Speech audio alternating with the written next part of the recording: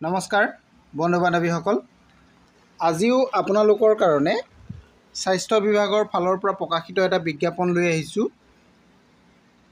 এই বিজ্ঞাপনটো GMCHৰ পৰা প্ৰকাশ কৰিছে।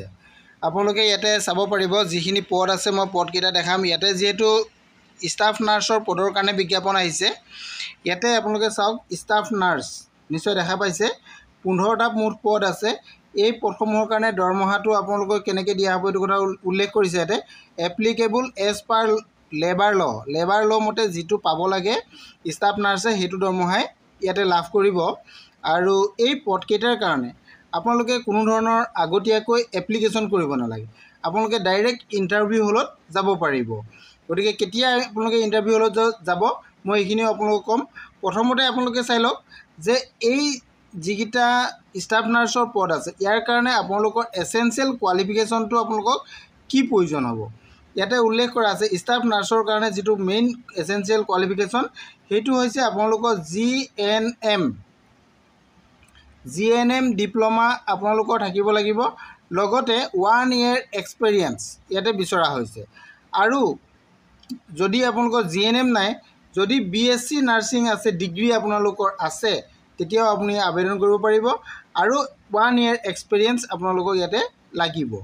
গতিকে আপোনালোকে নিশ্চয় জানিব পাৰিলে যে GNM নাৰ্ছ আৰু BSc নাৰ্ছ এই দুইটা কোৰ্চ যিসকলে পাছ কৰি থৈছে, দুইটাৰ ভিতৰত যিকোনো এটা যদি পাছ কৰি আছে তেতিয়াহ'লে আপোনালোকে এই পদৰ কাৰণে আবেদন কৰিব পাৰিব। ইয়াতে যিহেতু মুঠ পদ আছে আপোনালোকৰ 15টা, আৰু এই পদসমূহ আছে আপোনালোকৰ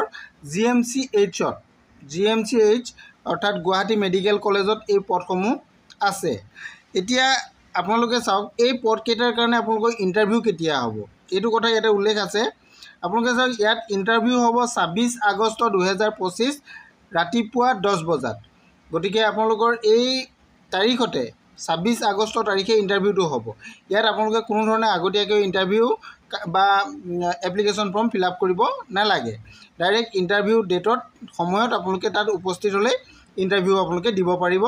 আৰু ইণ্টাৰভিউ দিবলৈ যাওঁতে আপোনালোকে লগত কিছুমান বস্তু নিব লাগিব। কি নিব লাগিব? আপোনালোকৰ অৰিজিনেল ডকুমেণ্টছসমূহ, এইটো দেখিছে নিশ্চয়, অৰিজিনেল ডকুমেণ্টছসমূহ নিব লাগিব। লগতে এটা আপোনালোকৰ ডকুমেণ্টছসমূহৰ এটা ছেট আপোনালোকে জেৰক্স কপি কৰি নিব লাগিব। আৰু এইটো জেৰক্স কপিটো তাত বৰ্ডত ছাবমিট কৰিব লাগিব। গতিকে আপোনালোকে এইখিনি কথাও জানিব পাৰিলে।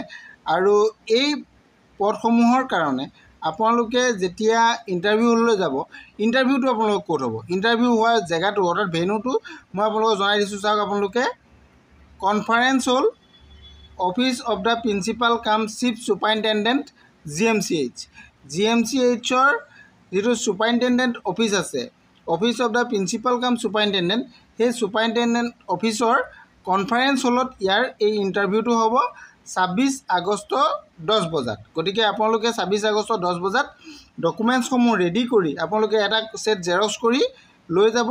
লৈ গৈ আপোনালোকে ডাইৰেক্ট তাতে ইণ্টাৰভিউ হলত বহিব পাৰিব। আপোনালোকে নিশ্চয় সকলোখিনি কথা জানিব পাৰিছে। ইয়াতে এইটো বিজ্ঞাপনটো যিহেতু 20 আগষ্ট তাৰিখে প্ৰকাশ কৰিছে, গতিকে আপোনালোকে ভিডিঅ'টো যিমান পাৰে শ্বেয়াৰ কৰি দিব, যাতে অসমৰ সকলো কেণ্ডিডেটে, সকলো GNM পাছ বা সকলো BSc নাৰ্ছিং পাছ কেণ্ডিডেটসকলে এই ভিডিঅ'টো চাব পাৰে আৰু তেওঁলোকে এই ইণ্টাৰভিউ হলত বহিবৰ কাৰণে তেওঁলোকৰ সুবিধা হয়। আজিলৈ ইমানেই। Thank U.